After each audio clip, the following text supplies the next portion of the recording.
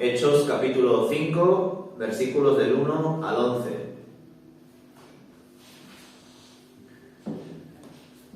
Dice así: había cierto hombre llamado Ananías, quien junto con su esposa Safira vendió una propiedad y llevó solo una parte del dinero a los apóstoles, pero afirmó que era la suma total de la venta.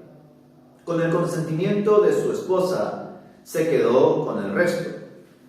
Entonces Pedro le dijo: Ananías, ¿por qué has permitido que Satanás llenara tu corazón? Le mentiste al Espíritu Santo y te quedaste con una parte del dinero. La decisión de vender o no la propiedad fue tuya, y después de venderla, el dinero también era tuyo para regalarlo o no. ¿Cómo pudiste hacer algo así? No nos mentiste a nosotros, sino a Dios. En cuanto Ananías oyó estas palabras de Pedro, cayó al suelo y murió. Todos los que se enteraron de lo sucedido quedaron aterrados. Después unos muchachos se levantaron, lo envolvieron en una sábana, lo sacaron y lo enterraron. Como 3 horas más tarde, entró su esposa sin saber lo que había pasado. Pedro le preguntó: ¿fue este todo el dinero que tú y tu esposo recibieron por la venta de su terreno? Sí, contestó ella. Ese fue el precio. Y Pedro le dijo: ¿cómo pudieron ustedes dos siquiera pensar en conspirar para poner a prueba al Espíritu del Señor de esta manera? Los jóvenes que enterraron a tu esposo están justo afuera de la puerta. Ellos también te sacarán cargando a ti.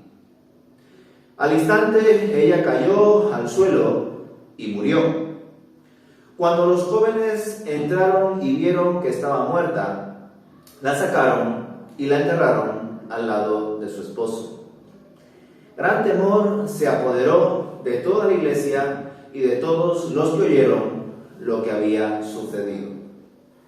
Hasta aquí, hermanos, vamos a reflexionar en el día de hoy. La primera pregunta que me viene a la mente a la hora de leer este texto es: ¿verdaderamente Ananías y Safira eran creyentes o eran solo simpatizantes de la fe en Jesús? Hoy en día, a veces, las personas que intentan organizar actividades en una iglesia o que forman parte de un consejo en una iglesia se hacen estas preguntas respecto a los hermanos en general. Hay personas que asisten a la iglesia más o menos de forma habitual, pero en ningún momento toman la decisión de bautizarse, en ningún momento toman la decisión de comprometerse con ministerios de la iglesia. En ningún momento solicitan la membresía. Y en general vemos que son personas que de vez en cuando vienen, pero luego se van sin más. Entonces, cuando conocemos a personas así, a veces nos preguntamos: ¿verdaderamente estas personas que de vez en cuando se congregan en nuestra iglesia y quizá otros días en otra o directamente en ninguna, ¿verdaderamente estas personas son creyentes o son simpatizantes o meros asistentes? Desde luego, a lo largo de la historia de la iglesia se ha demostrado que muchas personas se han acercado a la iglesia, pero no formaron parte de la iglesia. Quizá algunos autores entenderían que Ananías y Safira sí formaban parte de algún modo de la comunidad de creyentes que se estaba formando.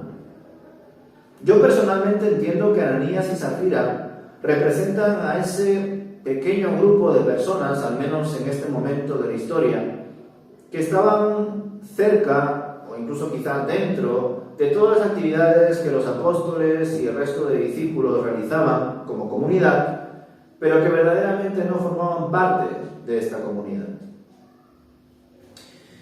Estas personas habían recibido también el Espíritu, y si lo han recibido, ¿perdieron su salvación con este acto?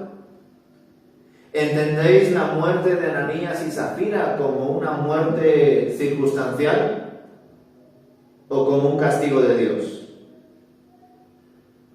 Quizá algunos podrían también, ¿verdad?, lucubrar que Ananías, al ser descubierto, quizá debido a cómo se habrá sentido en ese instante, al darse cuenta también de que verdaderamente estaba engañando a Dios mismo y no solamente a los discípulos, a los líderes de la iglesia, pues de algún modo su preocupación haya sido tan grande que haya tenido un infarto y que por eso murió al instante en cuanto Pedro terminó de hablar. Seguro que algún comentarista habrá dicho eso en sus libros respecto a estudios bíblicos. Yo personalmente creo que no. Y no tengo ningún problema, no me choca en absoluto afirmar que Dios fulminó la vida de Ananías y de Zafira.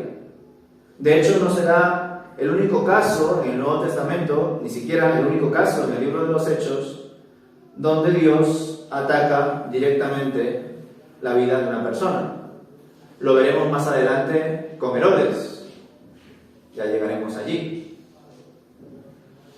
Por otro lado, está el asunto de su esposa. Ya si es difícil que justo haya coincidido que Ananías haya muerto de un infarto y no por orden directa de Dios, sería todavía mucho más complicado que en el caso de Zafira se haya repetido la misma historia, que también Zafira, al recibir la noticia de que a los apóstoles, concretamente Pedro, han descubierto que estaban intentando engañar a la iglesia y que además su esposo ha muerto, que eso también le haya llevado a un infarto y por eso cayó al instante después de darse cuenta de la noticia. Ciertamente, por un lado, es poco probable, pero si a alguien se le puede dar un infarto sería Zafira, porque no solamente se ha dado cuenta de que le han pillado, sino que también se acaba de dar cuenta de que su esposo ha muerto. Podríamos también incluso discutir el, entre comillas, poco tacto del apóstol Pedro. El apóstol Pedro, sin ningún tipo de reparo, le dice a Zafira: tu esposo acaba de fallecer y tú vas a fallecer ahora mismo. Nosotros debemos entender, hermanos, que la comunidad de creyentes estaba muy unida, tan unida que aquellas personas que tenían posesiones y que se habían convertido, lo habían vendido todo, para que la propia comunidad lo administre y nadie que perteneciese a la comunidad pasase ningún tipo de necesidad.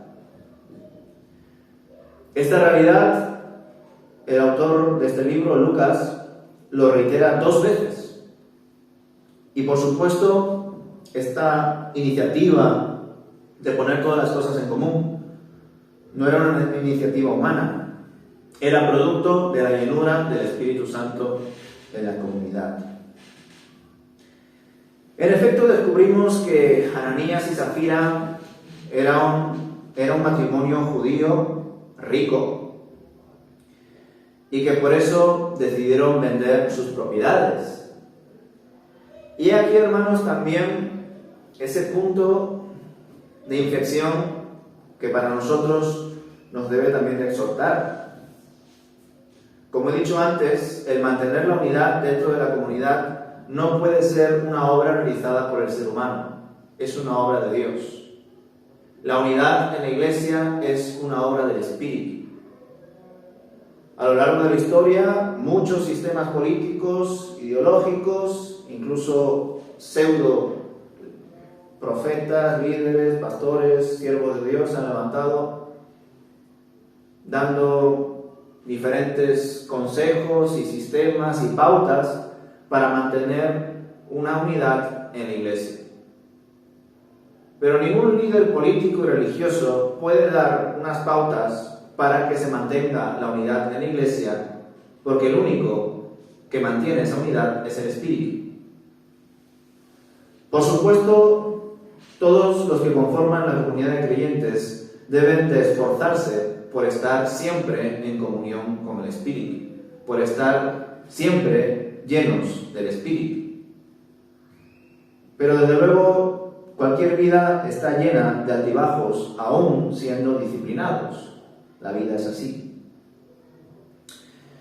Aquí vemos, hermanos, que Ananías y Zafira no tenían el Espíritu Santo. Que Ananías y Zafira no habían sido convencidos por el Espíritu Santo. Y como no habían sido regenerados, como no habían nacido de nuevo, su confianza no estaba en Dios, sino en el dinero. Lo que Ananías y Zafira querían era el agrado de la comunidad de creyentes, no el agrado de Dios. Pero como tenían tanto amor por sus riquezas, sí, vendieron sus posesiones, pero se quedaron como una parte, como una garantía, porque no confiaban plenamente en lo que Dios estaba mandando a su iglesia. Desde luego hoy en día ni qué decir, ¿verdad?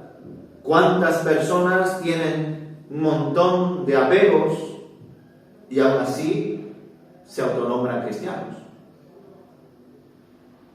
Un creyente de verdad no puede ni debe tener apegos. Si es un creyente recién nacido, si es un creyente neófito, o como diría Pablo, si es, digamos, una persona un tanto carnal, pues quizá pueda tener todavía estas tendencias. Pero una persona espiritual, una persona que ha ido madurando, no va a tener estos apegos. Y si por alguna razón intentan volver esos apegos a su vida, va a intentar volver a enterrarlos junto con su vida pasada. En efecto, Ananías y Zafira querían fingir lo que no eran. Ellos querían la aprobación de la comunidad de creyentes. Ellos querían el buen ambiente de cariño y fraternidad que había en esta comunidad de creyentes. Pero también deseaban disfrutar de una estabilidad financiera. ¿Cuántas personas que van a las iglesias hoy en día son así, verdad? No tienen una relación verdadera con Dios, pero van a la iglesia porque allí se sienten bien. Y en esa iglesia están por diferentes preferencias, por diferentes gustos. Algunos van porque disfrutan de la alabanza, porque les agrada a la gente o un grupo de personas quizá de su país, porque se ofrecen charlas, talleres y conferencias interesantes, porque se realizan comidas o eventos que son de su aprobación. Verdaderamente esta gente, estos falsos creyentes, son personas consumistas. No van a la iglesia porque amen a Dios. Van a la iglesia por superstición. Van a la iglesia por beneficiarse de algo que ofrezca esa iglesia. Alabanza, entretenimiento, comida, compañía. Y fijaos que estamos hablando de aspectos, una vez más, legítimos. ¿Cómo no ir a la iglesia para disfrutar de una alabanza comunitaria donde todos podamos cantar a Dios? ¿Cómo no ir a una iglesia donde puedas tomar un café entre el estudio bíblico y el culto y charlar con un hermano? ¿Cómo no ir a una iglesia que de vez en cuando hace alguna actividad, un cineforum, una salida al parque o a donde sea, o a un museo? ¿Cómo no ir a una iglesia donde hay un grupo de personas de mi país o afines a mis hobbies? ¿Cómo no ir a una iglesia donde se acuerdan de mí, me saludan, me escriben por mi cumpleaños, me hacen compañía? Por supuesto que todas estas cosas son buenas, pero no son los fines, son complementos, son resultados, son consecuencias de mi verdadero amor a Dios. Si yo solamente voy a una iglesia para recibir cariño, para no sentirme solo, o para escuchar una buena alabanza o una buena predicación o tomar un café con un croissant, verdaderamente estás yendo a la iglesia por un motivo equivocado. Y así era el caso de Ananías y Zafira, hermanos. Ananías y Zafira eran ricos, no confiaban en Dios. Podrían haber hecho cualquier cosa quizá con sus riquezas, pero habían sido tan cautivados por la preciosa fraternidad y los milagros y prodigios que rodeaban a la comunidad de creyentes, que aún amando sus riquezas, pensaron, vamos a invertir, vamos a dar una parte de nuestras riquezas, y así la gente pensará que somos como el resto de ricos que lo han dado todo, pero nosotros en privado sabemos que no lo hemos dado todo, que hay una parte que la hemos guardado. Ellos estaban fingiendo lo que no eran. Ciertamente, hermanos, nos damos cuenta de que, desgraciadamente, en algunos casos nada ha cambiado. Hay gente hoy en día que finge ser lo que no es y que quiere hacer lo que no puede hacer. No podemos hacer las cosas de Dios con fuerzas humanas. Debemos hacerlas siempre en el poder de Dios. Si solo su espíritu, su dirección, su sabiduría nos enseña a madurar y a comportarnos como es debido, ¿por qué pretender fingir lo que no somos? Por otro lado, hermanos, es sorprendente la enorme comunión que tenía Pedro con Dios. Porque aquí en ningún momento se nos aclara que Pedro era amigo de la persona o de las personas que compraron lo que Ananías y Zafira vendieron. Tampoco se nos dice que los líderes de esta comunidad de creyentes, Pedro y compañía, tenían detectives. Directamente comprobamos que el apóstol Pedro, por revelación de Dios, es consciente de que Ananías y Zafira estaban intentando engañar a la iglesia. Pero el discernimiento de este líder, de Pedro, el apóstol Pedro, no solamente se queda allí, sino que el apóstol Pedro es consciente de que fue Satanás quien puso esa mentira en el corazón de Ananías y el de Zafira. Es por eso que en Hechos capítulo 5, versículo 3, Pedro le dice, Ananías, ¿por qué has permitido que Satanás llenara tu corazón?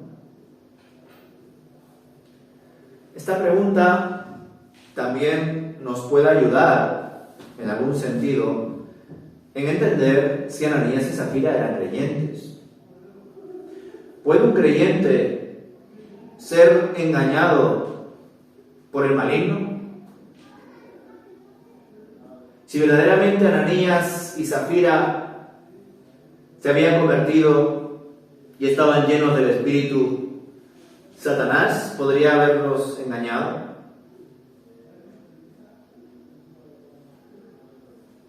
Pues en efecto, al menos en este caso, yo entiendo que no. El maligno puede atacar y ataca al creyente con mentiras, con tentaciones, con falsas ideas y ni qué decir falsas enseñanzas. Para Satanás el principal objetivo son los hijos de Dios, no sus propios hijos. Los hijos del diablo ya les pertenecen a él. A Satanás le interesa afectar, dañar, confundir a los hijos de Dios. Por eso, en este sentido, que Satanás haya puesto esta mentira en el corazón de Ananías y de Zafira, no significa necesariamente que lo haya hecho porque Ananías y Zafira no tenían el Espíritu. Pero por otro lado, yo entiendo que Ananías y Zafira no tenían el Espíritu porque tenían más amor por el dinero que por Dios. Porque pretendieron engañar a la iglesia, ya que no comprendían quién era Dios verdaderamente.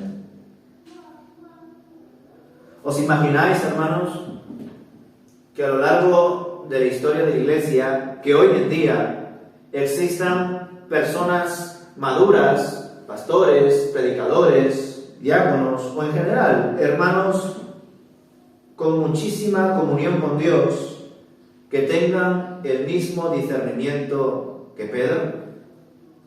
¿Os imagináis? ¿Cuántas sectas nos hubiésemos ahorrado? ¿Cuántos problemas internos en las iglesias hubiésemos evitado? Y claro, más de alguno se podría levantar y decir, bueno, es que eran otros tiempos. En esos tiempos el Espíritu sí hablaba más claramente a sus hijos. Y yo me pregunto, ¿de verdad? Hoy en día, por más que sus hijos se esfuercen en su comunión con Dios, ¿Dios no les habla? No lo creo, hermanos. Yo creo que Dios está dispuesto a hablarnos. Dios está dispuesto a actuar. Dios está dispuesto a obrar de forma sobrenatural. Pero si a veces no oímos su voz, si a veces no discernimos sus obras, es porque quizá no estamos en plena comunión con Dios. Y eso es una advertencia para cada uno de nosotros. Yo estoy convencido de que el arrepentimiento en la iglesia debe de empezar por el púlpito. Debe empezar por el liderazgo. Pero debe de continuar por el resto de la iglesia, por el resto de la comunidad. Y estoy convencido de ello porque entiendo que aquellas personas que tienen más años en el Señor, que se han formado con diferentes recursos para enseñar más acerca de la palabra de Dios y atender las sensibilidades de la comunidad, son personas que deben de tener también aptitudes, recursos, dones para actuar debidamente en medio del cuidado o liderazgo de la iglesia. Y si los propios pastores, diáconos, creyentes maduros, fundadores de la iglesia, no tienen este discernimiento, no tienen esta comunión con Dios, ¿cómo podemos pretender que personas que se acaban de convertir, o que quizá no se acaban de convertir, pero que tienen una calidad de vida espiritual muy baja, tengan mejor comunión que nosotros? No podemos. Seríamos hipócritas si exigiésemos a los demás lo que nosotros mismos no intentamos realizar. Por eso, cuando leo este texto, hermanos, no solamente busco detenerme en el gran impacto que supone la muerte de Ananías y Zafira, sino también en el discernimiento, la sensibilidad y la autoridad del apóstol Pedro. Sé que desgraciadamente nos hemos ido también al otro lado del péndulo. Hermanos, pastores, misioneros, líderes, que se han levantado y han dicho: a mí el Señor me ha revelado que este hermano ha engañado a su esposa, o que esta hermana ha robado en la iglesia, y qué sé yo. Y verdaderamente Dios no les ha revelado eso, sino que se han inventado esas acusaciones por envidia, para generar división, e incluso, quizá algunos, porque Satanás puso esa mentira en sus corazones. Debemos entender, hermanos, que el ataque de Satanás no acabó en la cruz. El estado de Satanás quedó totalmente sellado en la cruz. Satanás está totalmente vencido, pero todavía está dando sus últimos coletazos. Y esos coletazos se darán hasta casi el final. Y por eso se siguen dando.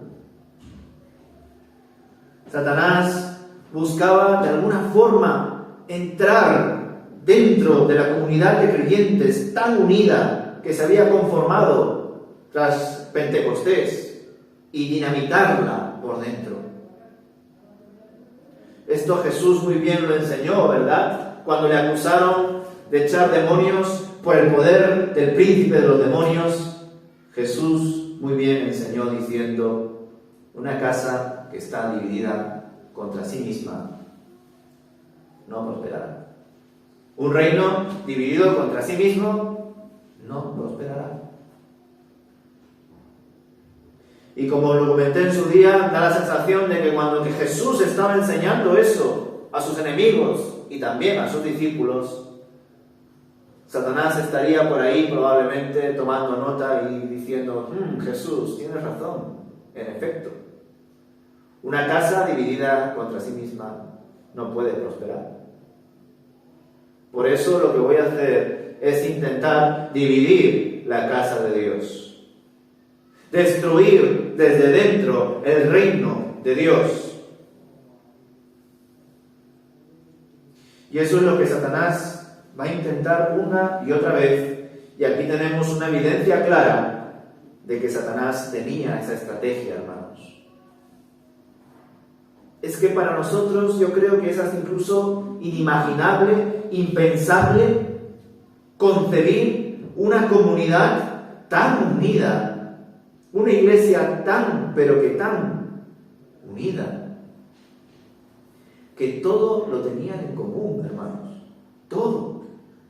No había nada que ninguno dijese: esto es mío. No había nadie que dijese: yo soy mayor que el otro.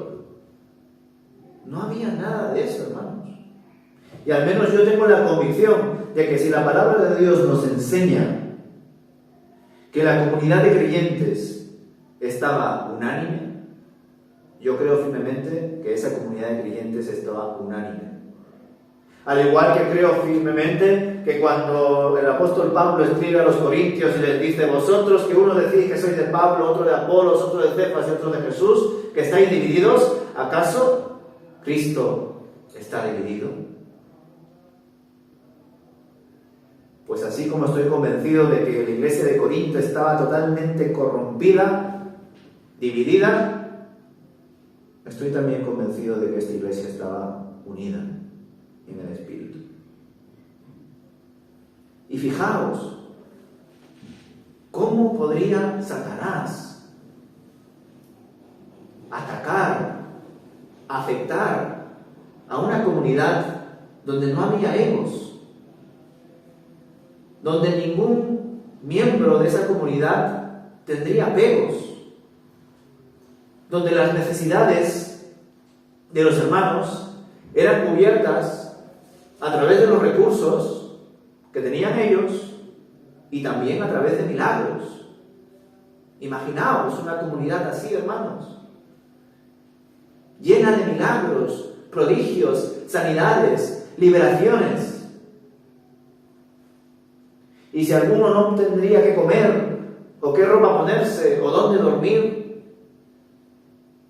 no era casi un problema, porque había muchas personas ricas que se habían convertido y que lo habían dado todo para que nadie en la comunidad pase necesidad. Desde luego Satanás lo tenía muy difícil, pero no se rindió. Se dio cuenta de que Ananías y Zafira tenían una buena relación con esta comunidad. Es más, Pedro sabía los nombres de estas personas, pero aunque estaban con ellos, no eran como ellos. Satanás lo sabía. Y por eso, a través de ellos, intentó engañar a la iglesia, intentó probar incluso la autoridad, el discernimiento, el liderazgo del apóstol Pedro y de compañía. Porque si Ananías y Zafira hubiesen dado ese dinero, no todo el dinero, solo una parte de ese dinero, y el apóstol Pedro y el resto de los apóstoles y discípulos lo hubiesen recibido con bien, fijaos, si eso hubiese pasado, la iglesia en ese momento se hubiese fragmentado. Sin embargo, hoy en día, ¿cuántas fracturas, grietas, fallos hay en nuestras iglesias? Hoy en día Satanás tiene por tantos lugares por donde podría atacar que yo creo que ni da abasto. Y creo que lo hace, hermanos, porque aunque él sabe que ya ha perdido, se resiste en aceptar la verdad, se resiste en entender que ya no puede obtener ninguna victoria.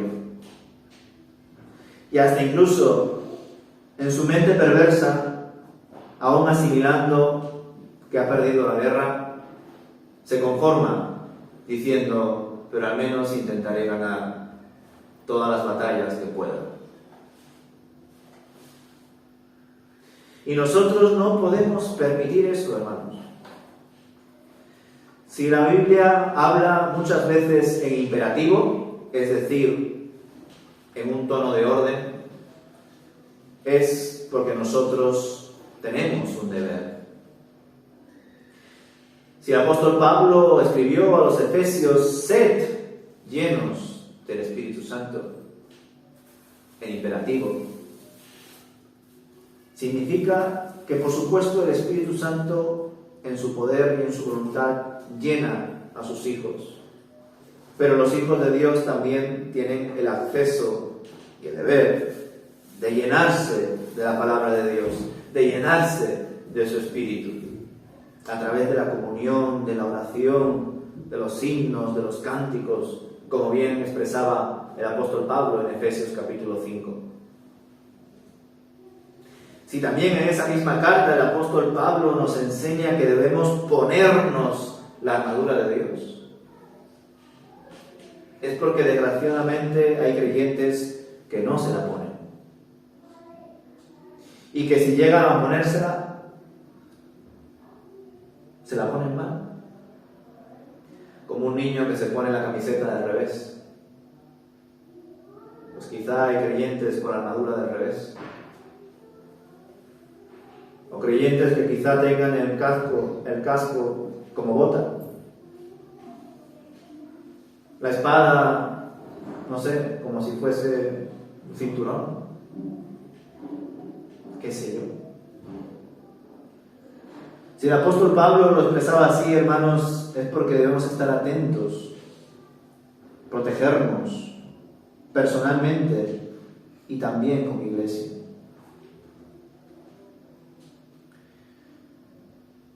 El apóstol Pedro nos enseña incluso algo que no sé si lo habéis visto así, pero que tiene relación con lo que hemos reflexionado en el estudio bíblico de 1 Corintios. Cómo la sabiduría humana está cegada por el Dios de este siglo. Porque el apóstol Pedro le habla con muchísima lógica a Ananías. Le dice, la decisión de vender o no la propiedad fue tuya. Y después de venderla, el dinero también era tuyo. Para regalarlo o no. ¿Cómo pudiste hacer algo así?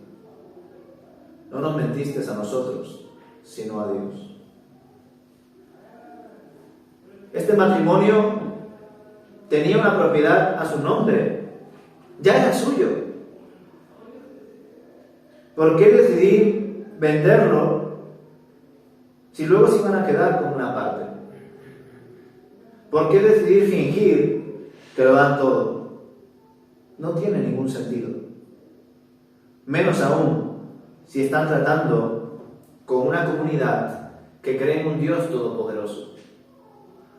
Si estuviésemos hablando de que Ananías y Zafira buscaban engañar a otra asociación o ONG,